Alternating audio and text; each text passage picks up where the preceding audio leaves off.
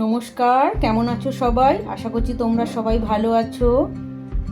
আর কলকাতায় এবার যা জাঁকিয়ে ঠান্ডা পড়েছে, এত ঠান্ডা অনেক বছর পরই পড়লো। আর এই ঠান্ডায় গরম গরম মোমো খেতে কার না ভালো লাগে। আর কাল সন্ধেবেলা তো প্রচুর ঠান্ডা ছিল, আর তার মধ্যে গরম গরম মোমো উনুন থেকে নামিয়ে দারুণ মজার। আর বাড়িতে তৈরি হলে তো দুটোর জায়গায় তিনটে মোমো খাওয়া যেতেই পারে। তাই কালকে বানিয়ে নিলাম মোমো। তাই ভাবলাম রেসিপিটাও তোমাদের সাথে শেয়ার করি। দেখো, রেসিপিটা আশা করি তোমাদের ভালো লাগবে। আর আমি একটু মোমোতে চিজও দিয়েছি, কারণ একটুখানি ফ্লেভারটা, স্বাদটা খুব ভালোই হয় চিজে। আর রসুনটা একটু বেশি দেবে, আদাটা একটু কম দেবে।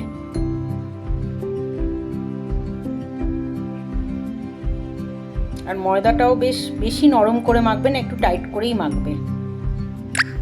আমি 2টো চিজ কিউব দিয়েছি।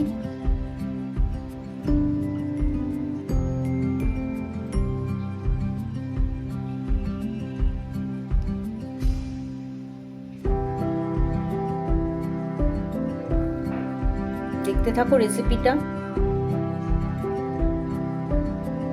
আর ভালো লাগলে একটু জানিও কেমন লাগলো। একটু পাশে থেকো, লাইক, শেয়ার, কমেন্ট, সাবস্ক্রাইব করে একটু আমার পাশে থেকো। আর এখন দেখেছি কিছু রান্না করলে তোমাদের সাথে শেয়ার করতে খুব ভালো লাগে আমার।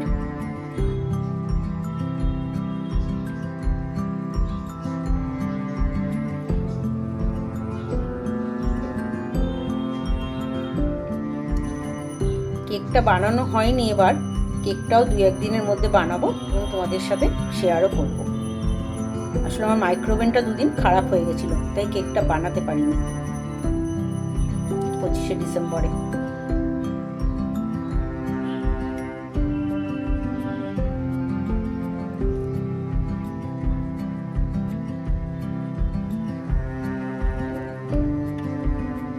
মোমোটা আমি স্টিমে দেওয়ার আগে না একটুখানি বাটিটার মধ্যে তেল ব্রাশ করে নিয়েছি, তাহলে মোমোটা লেগে ধরে না।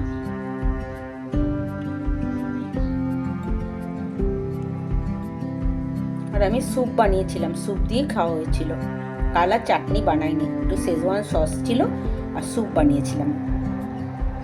তোমরা ভালো থেকো, সুস্থ থেকো, সাবধানে থেকো। আবার দেখা।